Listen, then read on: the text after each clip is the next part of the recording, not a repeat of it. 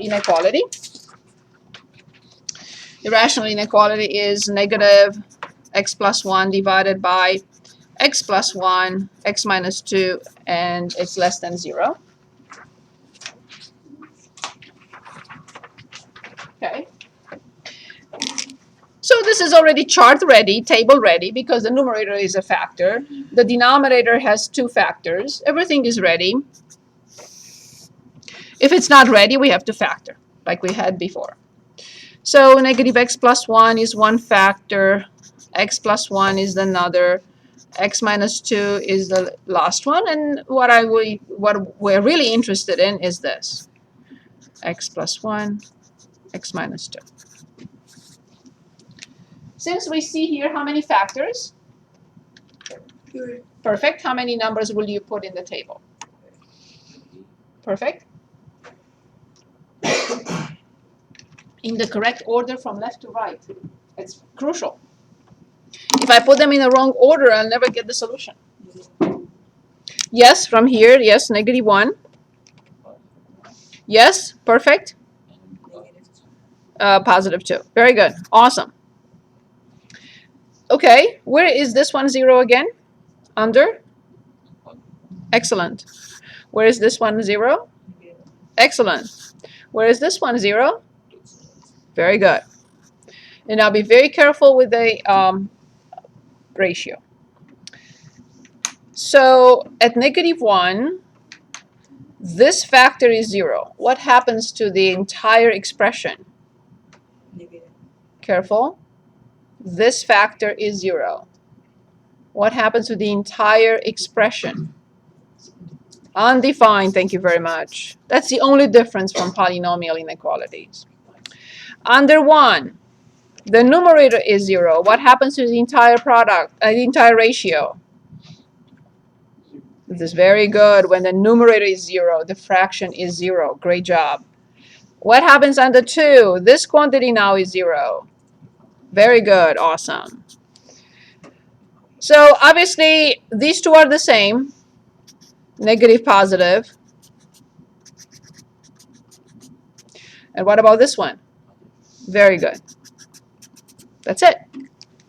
That's all you need to do. First subinterval, please. We multiply or divide 2 negatives. Very good. Awesome. We multiply or divide a negative. I don't even count the positives. It's a waste of time. Multiply or divide 2 negatives. It's positive. Good. 1 negative. Now, only now, I'm asking myself, which sign am I looking for? And there is only one answer. This is the negative. So the negative is here, which means here. Which means this and means this. Yes. Now, how do we write the solution? X in the interval. I cannot use bracket when the expression is undefined. And I cannot use bracket at all because I don't even have the equal symbol. Yes, great job. Parentheses. Very good. Union. 2 to infinity. Very good. That's the answer. So what is the difference between polynomial inequalities and rational inequalities? Is rational inequality can be undefined. I mean, the expression in the rational inequality can be undefined. Everything else is the same. And since you are using and keeping all linear factors, that's it. That's the sign. If it's a positive slope, if it's a negative slope. But be very careful and put them in the, because they may be tricky, and I may write 1 minus x. You have to write it in the correct order, descending order, negative x plus 1, to identify the leading coefficient. Am I making sense? Okay, so now I would like to go back to our word problems from the previous section. I would like to go through all these questions from 101 and all the questions from 102, so you see how important this rational function is. So one more time. This is problem 101 on page 428. So let me just copy 101 on 428. Okay, ready? Let's take a look.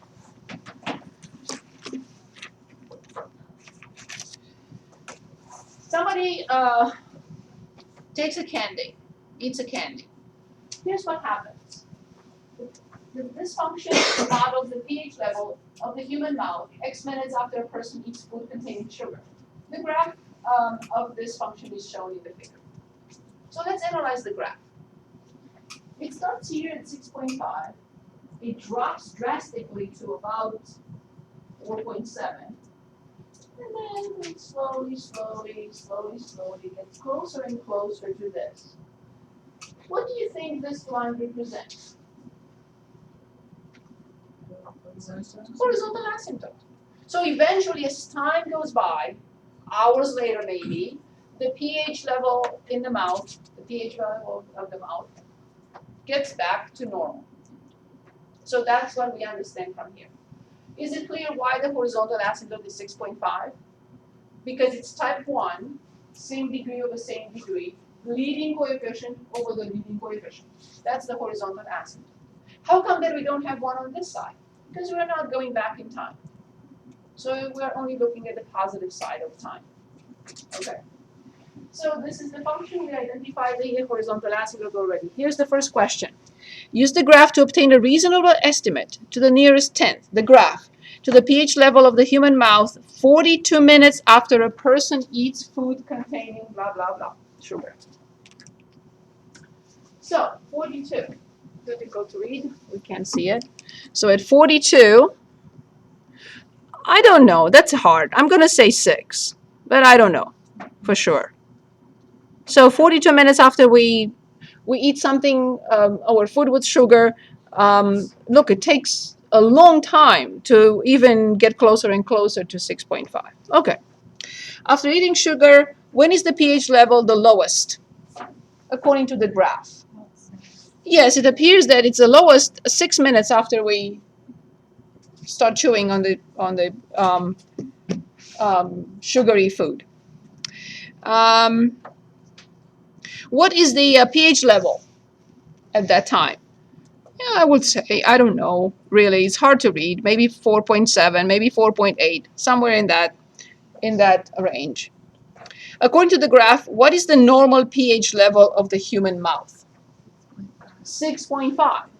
So assuming there is no more sugar swallowed, right, or food with sugar, then after we swallow it, 6 minutes later, the pH level drops to 4.8. And then if we don't continue eating food with sugar, it continues to go back to normal. It takes 42 minutes to get back to normal. To even get close to 6. Okay, what is the equation of the horizontal asymptote? You already told me. What is it? Y equals 6.5, this line. And describe what it means. We already described what it means. Eventually, if we stop eating sugar after this moment, after 0, eventually over 60 minutes later, it will go closer and closer to the normal. And use the graph to describe what happens. We already did. We swallow something with sugar, it drops 6 minutes later to the lowest possible, in this case 4.8. And then eventually it gets closer and closer to. Now, if we want to evaluate this function with the graphing calculator, we have to put parentheses around the numerator. And I'm sorry.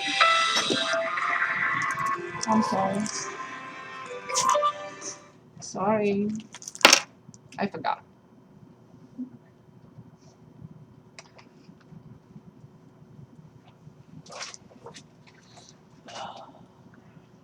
Okay. Sorry about that. What was I saying? Parentheses around. Yes, thank you. Parentheses around the numerator and parentheses around the denominator if you want to evaluate it. So going back for a second to y equals, if we want to evaluate, and we can, to see what the function gives us, so the top is 6.5 x squared minus 20.4x and plus 234. Close the parenthesis and divide. Close the parenthesis and x squared, I think it was plus 36, yes. So x squared plus 36. Okay, so let's say I want to check whether the function gives us, I have to, this computer has a deep freeze, it removes everything you do. Sorry. Okay, so if we want to check whether this gives us roughly 4.8, it does. It does. Let's say about after 42 minutes, we want to check.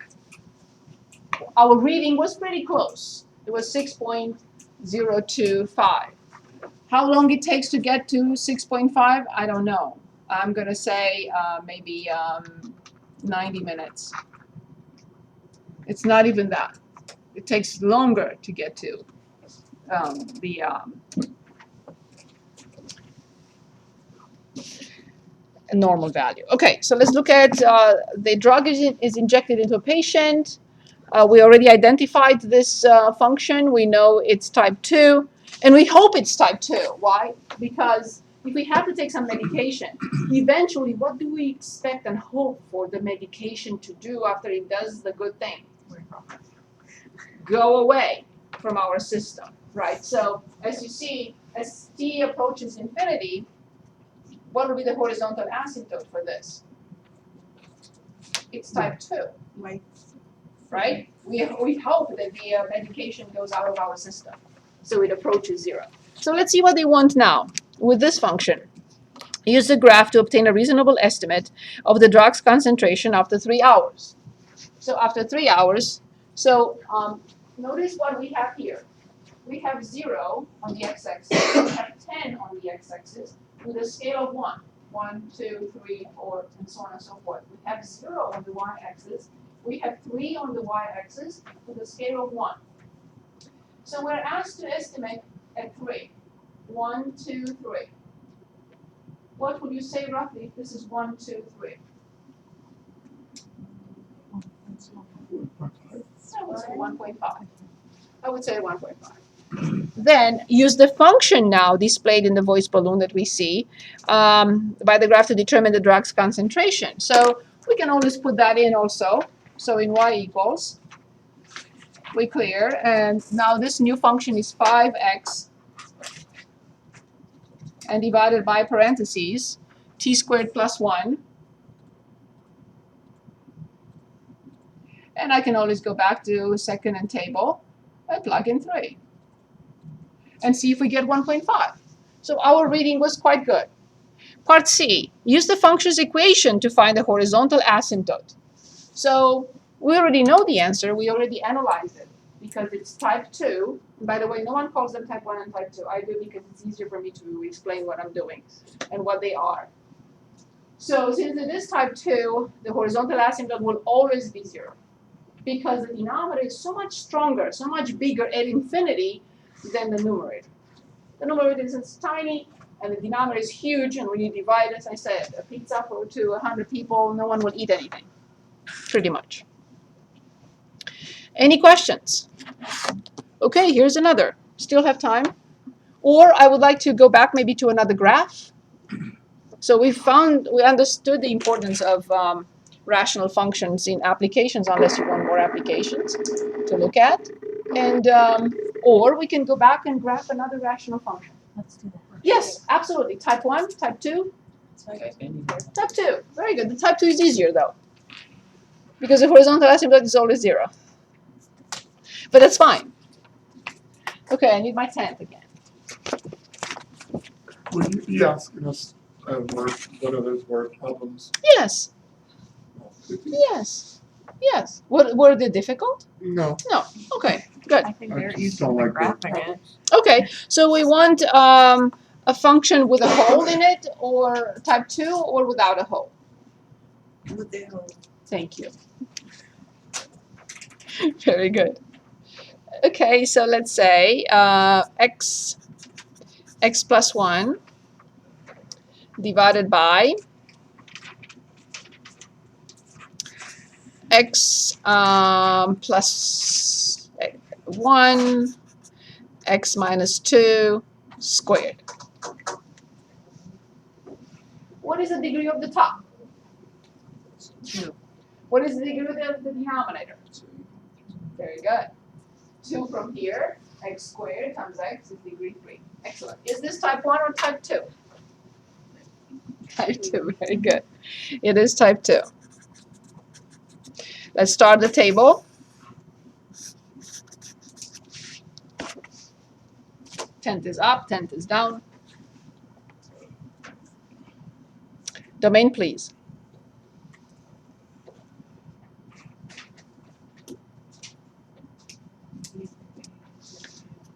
Very good.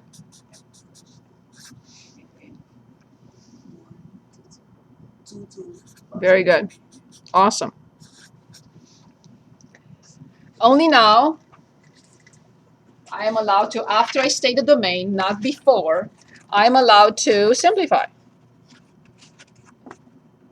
So I simplify, which means that x equals negative 1 is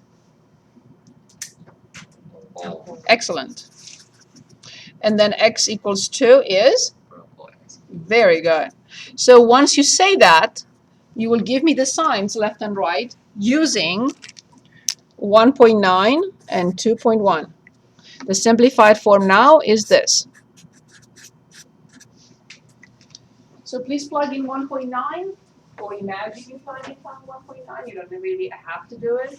So 1.9 at the top and 1.9 minus 2 in the denominator. Sign, please. Yes, indeed. What about 2.1? Also positive. Great job. Excellent. Please plug in 0 and tell me what happens here. Very good, 0. Now give me the number left and right of negative 1 by plugging negative 1 in here. Take a moment and slowly, carefully plug in negative 1. Negative 1 at the top, but negative 1 minus 2 in the denominator is negative 3 squared. So negative 1 over 9. Negative 1 over 9, negative 1 over 9. Horizontal asymptote, please. It's type 2. Thank you. Done.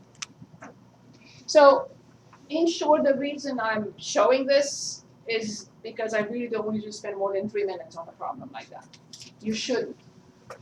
So let's graph it. We're done.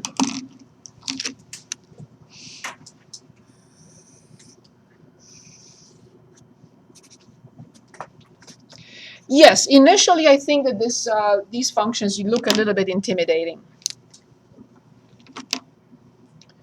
So 2, we start with asymptotes always, x equals 2. There is no point to write this one more time, but I'm going to just put y equals 0. And I'm going to plot the negative 1, negative 1/9. I have difficulties, of course. I'm going to say this. And of course, 0, 0 is 1 point. Okay?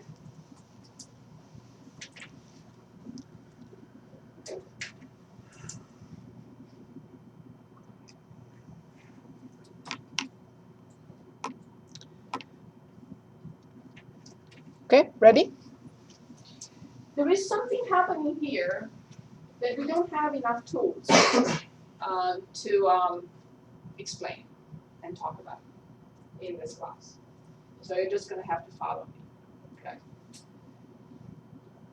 This function does not cross the x-axis except at this point. And it has to go through this point. So it cannot start here. It has to start here. Right? So from approaching 0, we'll come to a certain turn. We'll go through the hole, come to a certain turn, cross at the origin, go to infinity. It's a little bit more complicated.